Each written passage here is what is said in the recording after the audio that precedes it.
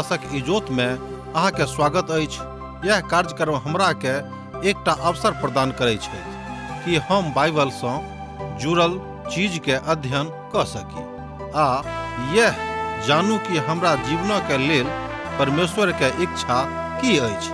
ई उद्देश्य के संग हम यह कार्यक्रम अहाँ के लेल प्रस्तुत क रहल छी। कृपया क देखू आ सुनू ताकि परमेश्वर अहाँ के जीवन के मार्गदर्शक ठहरे।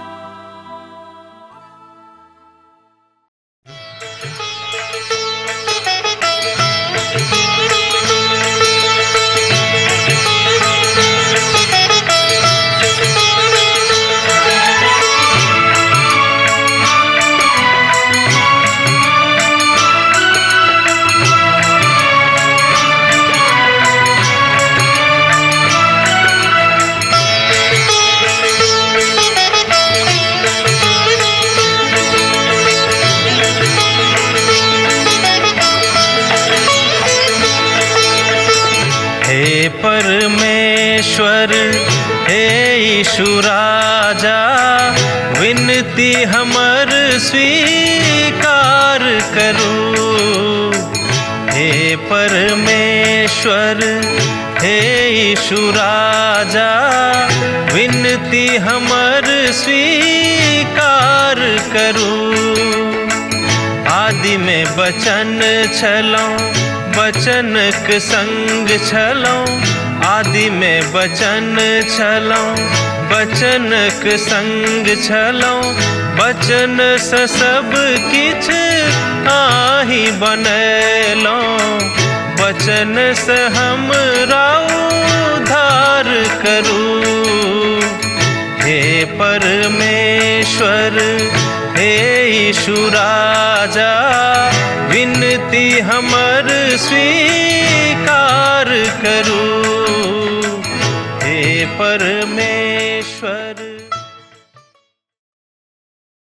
आशा के इजोत मैथिली कार्यक्रम में हम एक बेर और अहाँक अभिनंदन प्रभु यीशु मसीह के मीठ आ पवित्र नाम से कह रहल छी। जेना कि अहाँक मालूम हैत कि हमरा लोकनि एखन पहिल पत्रसा के पोथी के अध्ययन कर रहल छी। आजुक दिन हमरा सब एहि पोथी के दोसर अध्याय के 10 पद से लऽ कऽ 25 पद धरि देखब। पछिला बाइबिल अध्ययन कार्यक्रम में हमरा सब देखने छलहुँ हैं जे हुनक लोग जे सब छथि ओ हुनके संगे रहैत छथिन केत पिता परमेश्वर, और अपन महान पुरोहितक प्रार्थना में प्रभु यीशु मसीह कहैत छथि, एहि बातक अहाँ बड़ बा हमरा लोकनि जानै छी जे परमेश्वरक महान दयाक अनुसार एहि बातक हमरा लोकक सन्मुख में प्रकाशित कयल गेल छल। यूहन्ना रचित सुसमाचार 17 अध्याय के 6 पद में जहाँ जायब तऽ पाएब कि एहि बातक ओहिठाम बड़ स्पष्टता के साथ बखान कयल गेल छलिक। हम अहाँक नाम ओहि मनुष्य सभक प्रकट कयलहुँ हैं जिनका सभक अहाँ हमरा दुनिया में से देखलहुँ हैं। ओ अहाँक छलाह और हम देखलहुँ हैं, और ओ सब अहाँक वचन मान्य नहि रहैत। यूहन्ना रचित सुसमाचार 17 अध्याय के 6 पद एहि बातक बड़ स्पष्टता के साथ कहैत अछि।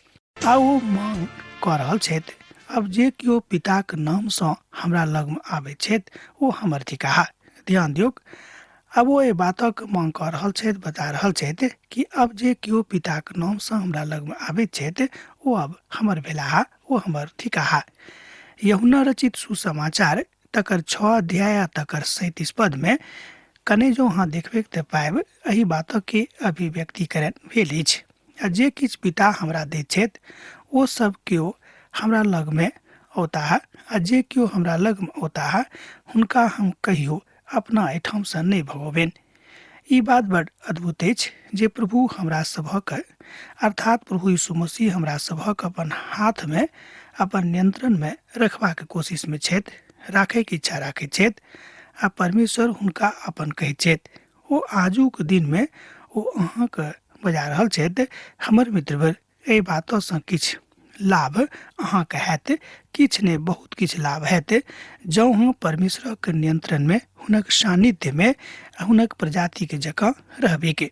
एहि संबंध में जे बात एहिठाम पवित्र पोथी में बाजल गेल छल बा बाजल गेल अछि, एहि बातक बड़ अद्भुत रीति सँ सर्वोपरि व्यवस्था में बताओल गेल अछि। यीशु चाहैत छथि जे अहाँ एकटा चुनल प्रजाक सदस्य बनि जाउ और राज पदधारी याचकक समाज अछि ओ अहाँके एकटा नव राष्ट्रक प्रति आह्वान कऽ रहल छथि जे अहाँ एकटा नव राष्ट्रक सदस्य बनि जाउ और नव राष्ट्र परमेश्वरक चुनल प्रजा छथि। ओ एहिठाम धरती परक कोनो एहन राष्ट्रक नहि, मुदा ओ तो एहन राष्ट्रक गप कऽ रहल छथि जे समस्त राष्ट्रक छथि। आनंदित तऽ ओ लोग छथि जिनका परमेश्वर यीशु छनि। दोसर गप में आनंदित तऽ ओ लोग सब छथि जिनहक परमेश्वर प्रभु यीशु मसीह भऽ गेल छथि बा यहोवा हुनका अपना लग बजौने छथि। भजनक पोथी तकर 144 भजन आ तकर 15 पद एहि बातक कहैत अछि। तकरा बाद भजन संहिताक पोथी तकर 79वां भजन आ तकर 13 पद एहि बातक कहैत अछि। हमरा सब तऽ हुनक चराई के भेड़ा और हुनक प्रजा थिको हैं। एसाया एही बातक एहि तरह कहैत छथि जाय बातक हाँ एसायाक पोथी तकर 63 अध्याय आ तकर 8 पद में देख सकलहुँ हैं। जो अहाँक लग पवित्र बाइबिल अछि तहन अहाँ एहि बातक बड़ स्पष्टताक साथ देख सकैत छी। कियाक तो बजलाहा निश्चय ई सब तो हमर प्रजाक लोक थिकाहा, एहन वंशज छथि जे धोखा नहीं देता, एतद ओ हुनक उद्धारकर्ता भऽ गेलाहा। ए बातक अहाँ एहिठाम देखलहुँ अहाँ देख सकैत छी एसायाक पोथी तकर 63 अध्याय आ तकर 8 पद। आ इब्रानियों के लेखक कहैत छथि जे ई सबटा बात तऽ प्रभु यीशु मसीह के सोनितक द्वारा संभव भेल छलैक। इब्रानियों के पोथी तकर 13 अध्याय आ तकर 12 पद एहि बातक कहैत अछि। एतद एहि द्वारे यीशु लोकक अपन सोनितक द्वारा पवित्र करबाक लेल नगरी के फाटकक बाहर दुख उठौलथि। इब्रानियों के पोथी 13 अध्याय आ तकर 12 पद एहि बातक स्पष्ट कऽ दैत अछि। जो अहाँक लग पवित्र बाइबिल अछि तहन अहाँ एहि बातक देख सकलहुँ हैं, बुझि सकलहुँ हैं। अर्थात एहिठाम ई बात साबित भऽ जाइत अछि जे प्रभु यीशु मसीह में हमरा सभक स्थिति बड़ उत्तम और बड़ अद्भुत अछि। प्रभु यीशु मसीह चाहैत छथि कि अहाँ बड़ नीक रीतिसँ एहि बातक बाजियौक। मुदा ओहि काल में तऽ अहाँ प्रजा नहीं छलहुँ हैं, मुदा अब अहाँ परमेश्वरक प्रजा थिको हैं। ओहि काल में अहाँक ऊपर तऽ दया नहीं भेल छल, मुदा अब दया भऽ गेल अछि। पहिल पत्रसक पोथी तकर 2 अध्याय तकर 10 पद एहि बातक कहैत अछि। जो अहाँक लग पवित्र बाइबिल अछि तहन अहाँ एहि बातक देख सकैत छी। आ जे काल बीत गेल ओहिमे तऽ अहाँ प्रजा नहीं छलहुँ हैं, हमरा सब तऽ प्रभुक लोक नहीं छलहुँ हैं बा हुनकासँ बड्ड दूरी पर छलहुँ हैं। अब जे दयाक लायक नहीं छथि ओ हुनका लगमे कोना जा सकैत छथि। ओ दयाक लायक भऽ गेलाह जहन ओ प्रभु यीशु मसीह के अपन उद्धारकर्ताक रूप में ग्रहण कऽ लेलनि आ हुनका ऊपर दया भऽ गेल छनि। एकटा बड्ड पैघ दया के सुनयवला ओ परमेश्वर छथि, अर्थात ओ दयालु छथि। जाय दयाक ऊपर अहाँके कृपा प्रार्थी बनबाक अछि आ यह काज तऽ सभक ऊपर होवला अछि। एहि बातक आवश्यकता सेहो अछि और ई तऽ बड्ड पैघ बातक कहैत अछि जे परमेश्वरक महिमा के प्रगटीकरण करबाक हेतु एतद ओहि बातक संगठित भऽ कऽ देखौने छथि। कियाक तऽ परमेश्वर तऽ दयाक आरंभ में बड़ धनिक छथि और अहाँ एहि बातक लेल हुनका लग में जा सकलहुँ हैं। आ पुनः एहि बातक स्मरण राखब जे पतरस ई सबटा बात यहूदी लोकक लेल लिख रहल छथि आ ओ अपन लोकक लिख रहल छथि। ओ अपन लोकक जे हुनका एकटा विशेष शब्द में सुर पारैत छथि ओहि शब्दक डायसोपोरिया कहल गेल छनि। हुनक लोग जे सब प्रभुक लग में छलाह ओ एहि बातक बैसाक देखैत छथि और समस्त मसीह के अपन मसाया के रूप में तुरंत स्वीकृत कऽ देने छलाह। अर्थात परमेश्वरक महान काज हुनका सभक जिंदगी में भेलनि और ओ मसीह के एहि रीति से स्वीकार कैलथि। अर्थात संपूर्ण इस्राएली राष्ट्र अपन प्रभु के ओहि काल में चिन्ह गेल रहथि जाय काल में ओ सब प्रथम प्रभु के दिस आयल रहथि। एकरा बाद हमरा लोग एहिठाम देखब मसीही उत्तरदायित्व। हे प्रिय भाई सब, अहाँ से हम आग्रह कऽ रहल छी जे अपना आप के परदेशी बा यात्री बुझ के ओहि देहिक वासना से दूर रहूं जे आत्मा के प्रतिपक्ष में युद्ध करैत रहैत अछि। एहि बातक हमरा लोग पहिल पत्रसक पोथी तकर 2 अध्याय तकर 11 पद में देखै छी। जो अहाँक लग पवित्र बाइबिल अछि तऽ अहूँ देख सकलहुँ हैं। परमेश्वरक धिया पुता के हुनक बड़ाई करैटा पड़तनि आर ओहि बातक मानैये पड़तनि जे हुनका दिससँ हुनका लग में आदेशक रूप में आवे छनि। मुदा कोन बातक में? गीत गाबे में आर दैहिक काज से दूर रहे में अर्थात व्यभिचार आदि से दूर रहे में परमेश्वरक बातक मानैये पड़तैक। कियाक त जँ केओ व्यभिचार में पड़ैत छथि त निश्चित रूपेण परमेश्वरक आज्ञाक अवज्ञा कऽ रहल छथि, तकरा नहि मानि रहल छथि। एतद पूर्ववत जे बात छल, पतरस एहिठाम देही के काजक विषय में बतौने छथि। कियाक त हमरा सब बहुत बेर अपन देहिक काजक कारणे पाप में पड़ैत छी। ई हुनक आज्ञा पालनक द्वारा और हुनक वचनक ज्ञानक द्वारा होइत छनि। दोसर जातिक मध्य अपन चाल चलन उत्तम बनौने राखू, जाहिसँ ओ जाय बात में कुकर्मी बाजि कऽ अहाँक निंदा करैत छथि, ओहि सबटा बात में ओ अहाँक नीक काजक देख कऽ न्यायक दिन परमेश्वरक महिमा करेक। पहिल पत्रसक पोथी तकर 2 अध्याय तकर 12 पद ए बातक कहैत अछि, जँ अहाँक लग पवित्र बाइबल अछि तहन अहूँ ए बातक पढ़ि कऽ सत्यापन कऽ सकलहुँ हैं।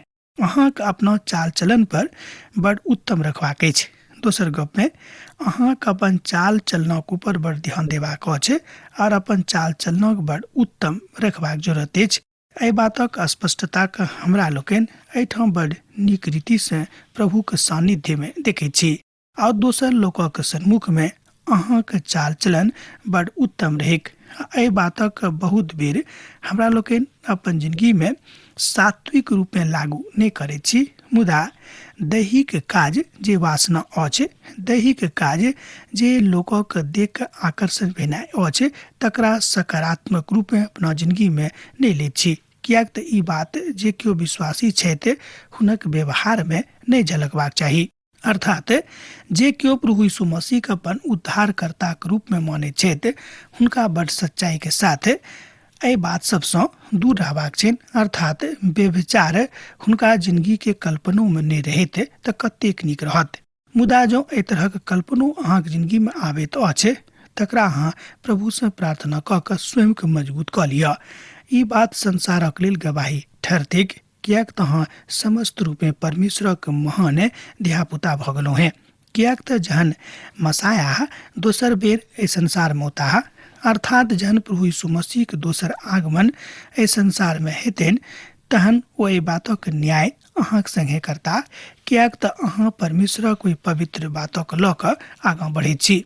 प्रभुक लेल प्रत्येक मानवीय शासकक आ प्रबंधकक अधीन में रहू, राजाक अधिकारी छथि।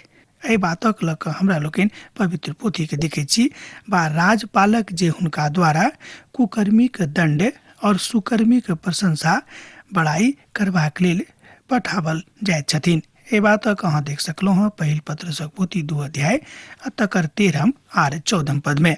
पागल नीरो रोमन साम्राज्यक बाद अपन राज स्थापनाक लेल आयल छलाह। रोमी साम्राज्यक अपन राजाक डर और अपन मानवीय व्यवहारक कारणे नष्ट होबऽ पड़लनि। हमरा लोकनि जँ सामान्य इतिहासक दिस ध्यान दैत छी, जे संसारक के इतिहासक विषय में बताबैत अछि, तहन ओतौ हमरा लोकनि देखैत छी कि जे केओ मानवीय इतिहास में अर्थात जे सामान्य इतिहास छथि, जे केओ मानवीय नहीं रहल छथि, हुनको जिंदगी में परमेश्वर के महाकाल भेलनि, अर्थात हुनको जिंदगी में परमेश्वर के न्याय भेलनि। कियाक त जहन राजा गरीब लोकक सतौनाइ आरंभ कऽ दैत छथि, तहन परमेश्वरक कृपा हुनका ऊपर से हटि जाइत छनि। नीक जे केओ शासक छथि, ओ कहियो एहि तरहक व्यवहार अपन लोकक संगे, अपन प्रजाक संगे नहीं करतैथ। कियाक ने ओ प्रजा गरीब होइत बा धनिक होइत। प्रशासक वर्ग सर्वदा सँ गरीब लोकक सतौने आबि रहल अछि। एहि बातक एहिठाम टीकाकार साहब कहैत छथिन कि भिन्न भिन्न देशक हम भ्रमण कऽ कऽ देखलहुँ हैं, सब ठाम हम गेलहुँ हैं, जतेक देश हम गेलहुँ हैं, सब ठाम हम इएह देखलहुँ जे शासक वर्ग गरीब लोकक ऊपर बड़ उदंडतापूर्वक व्यवहार करैत छथि। मसीह के राज में एहन कहियो नहीं हेतैक। जहन प्रभु यीशु मसीह दोसर बेर अपन शासन में औताह, अर्थात एहि धरती पर औताह आर 1000 बरखक लेल एहिठाम अपन शासन के प्रशस्त करताह। एहि धरती पर जतऽ हमरा लोकनि दुख उठा रहल छी, आ तकरा बाद हमरा सब केओ प्रभु के संगे अनंत काल के शांति में चल जायब, अनंत काल के राज्य में चल जायब, ओ काल कतेक बरखक हेतैक तकरा विषय में पवित्र पोथी में कतौ स्पष्ट बखान नहि अछि, मुदा बताओल गेल अछि जे ओ अनंत कालक लेल हेतैक, ओहि कालक कोनो विराम नहि थिक। किएक तऽ परमेश्वरक ई इच्छा तऽ ई छनि जे अहाँ नीक काज कऽ कऽ अज्ञानताक बातक बजय वलासँ जे मूर्ख मनुख मुख बनल छथि हुनका ओहिठामसँ हटा दियौक। अर्थात जे केओ अज्ञानताक गप कऽ रहल छथि हुनकासँ स्वयंके फरक राखियौक। एहि बातक अहाँ देख सकैत छी पहिल पत्रसक पोथी 2 अध्याय के 15 पद में। जँ अहाँक लग पवित्र पोथी बाइबिल अछि तहन अहाँ एहि बातक देख सकलहुँ हैं। अर्थात जतेक सरकार ए संसारक छथि समस्त सरकारक या काज छनि कि ओ अपन देशक गरीब गुरुआक ऊपर ध्यान राखैत। किएक तऽ प्रभु यीशु मसीह के चिंता इएह छनि। प्रभु यीशु मसीह गरीब लोकसँ बड्ड नहि राखैत छथि। हमरा लोकनि सकारात्मक व्यवस्थामे जे केओ विश्वासी छथि नीक रीतिसँ पालन पोषण कऽ रहल छी केकरा तऽ अपन धियापुताके, तहन अहाँ एकटा नीक राजाक रूपमे प्रभुक राजमे आबि सकलहुँ हैं। एहि विधामे अपना आपके प्रकट करियौक जाहिसँ हमरा सभक दिस कानून व्यवस्था और सरकारक कोनो आदर भाव नहि रहैक से नहि, मुदा हमरा सब गोटेक जतऽ छी ओहि सबटा बातक कानून व्यवस्था और आदर भाव के रखबाक अछि। मनुखक जकाँ काज करियौक, मुदा अपन स्वतंत्रताक बुराई के लेल आढ़ नहि बनऽ दियौक। परमेश्वरक दासक जकाँ तकर उपयोग करियौक। पहिल पत्रसक पोथी 2 अध्याय आ तकर 16 पद ए बात कहैत अछि। जँ अहाँक लग पवित्र बाइबिल अछि तहन हमरा संगे देखियौक पहिल पत्रसक पोथी 2 अध्याय के 16 पद के। स्वतंत्र मनुखक जकाँ काज करियौक, मुदा अपन स्वतंत्रताक बुराई के लेल आढ़ नहि बनऽ दियौक। परमेश्वरक दासक जकाँ तकर उपयोग करियौक। विश्वासी के रिश्ता लोकक लेल बड़ सकारात्मक भऽ जाइत अछि। एकटा गवाही के कारण ठहरे के एहि बातक इच्छा एहिठाम पत्रस प्रकट कऽ रहल छथि। अहाँको समाद दऽ रहल छथि, प्रवचन दऽ रहल छथि कि हमरा सभक एहि बातक ऊपर विशेष कऽ कऽ जोर देबाक अछि कि हमरा सब अपन सार्वजनिक जिंदगीमे कोन तरहक व्यवहार लोकक संगे करै छी। जँ अहाँ प्रभु यीशु मसीह के अपन उद्धार कर्ताक रूपमे ग्रहण कऽ लेने छी और अहाँक व्यवहार नीक उचित नहि अछि, प्रिय नहि अछि, तहन अहाँ प्रभु यीशु मसीह के अपन जिंदगीसँ दुख दऽ रहलहुँ हैं, हुनका अहाँ अपन जिंदगीसँ प्रकट नहि कऽ रहलहुँ हैं। एहिठाम पत्रस बाजि रहल छथि कि अहाँ अपन जिंदगीसँ प्रभु यीशु मसीह के प्रकट करियौक, हुनका अपन जिंदगीसँ दुख नहि दियौक। अर्थात अहाँक व्यवहार अहाँक मसीह के प्रकट कऽ रहल अछि। आ जँ अहाँ एहि बातक गवाही नहि बनि रहलहुँ हैं तेकर मतलब इएह भेल कि अहाँ प्रभु यीशु मसीह के अनेरे दुख दऽ रहल छियनि। एना तऽ प्रभु यीशु मसीह जे हमरा सभक स्वतंत्र कयने छथि, अर्थात ओहि स्वतंत्रताक जे बात अछि, ओहि स्वतंत्रताक जे महिमा अछि, प्रभुक महान प्रगटीकरण के बाद अहाँक सन्मुख में आबत। सब गोटेक आदर करियौक, भाइसँ प्रेम करियौक, परमेश्वरक भय मानू और राजाक सम्मान करियौक। एहि बातक हमरा लोकनि पहिल पत्रसक पोथी 2 अध्याय आ तकर 17 पद में देख सकैत छी। जँ अहाँक लग पवित्र बाइबिल अछि तऽ हमरा संगे देखियौक पहिल पत्रसक पोथी 2 अध्याय तकर 17 पद। सब गोटेक आदर करियौक, भाइसँ प्रेम राखियौक, परमेश्वरक भय मानियौक और राजाक सम्मान करियौक। समस्त लोकक आदर करियौक। समस्त विश्वासी सभक आदर करबाक आज्ञा छैक। सभक आदरक मतलब यह भेलैक कि कठिन सँ कठिन काल में, मान लियो बहुत बेर मनुख कठिन काल में रहैत छथि, ओहि काल में आदरणीय शब्द मनुखक मुख सँ उच्चारित नहि होइत छनि, मुदा प्रभुक आज्ञा अछि कि कठिन सँ कठिन काज में, कठिन सँ कठिन काल में प्रभुक संगे रहियौक। आ जे बात अहाँक मुख सँ निकसैक ओ परमेश्वरक मनभावन, परमेश्वरक नीक लागबला होइक। परमेश्वरक भय मानियौक और समस्त मनुख जातिक संगे अहाँक व्यवहार नीक रहैक। आ जे केओ अहाँक राजा छथि, जे केओ अहाँक प्रशासक छथि, हुनको लेल अपना हृदय में आदर राखियौक, भने राजा नीक छथि वा नहि छथि, एहि बातसँ अहाँक कोनो प्रयोजन नहि अछि। एहि बातसँ अहाँक कोनो तरहक प्रयोजन रखबाक आवश्यकता सेहो नहि थिक। पहिल पत्रसक पोथी 2 अध्याय तकर 18 पद एहि बातक कहैत अछि।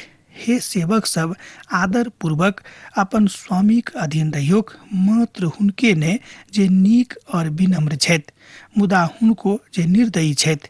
एतद हमरा लोकनि एठाम परमेश्वरक महान महिमाक देखै छी, महान आदेशक देखै छी।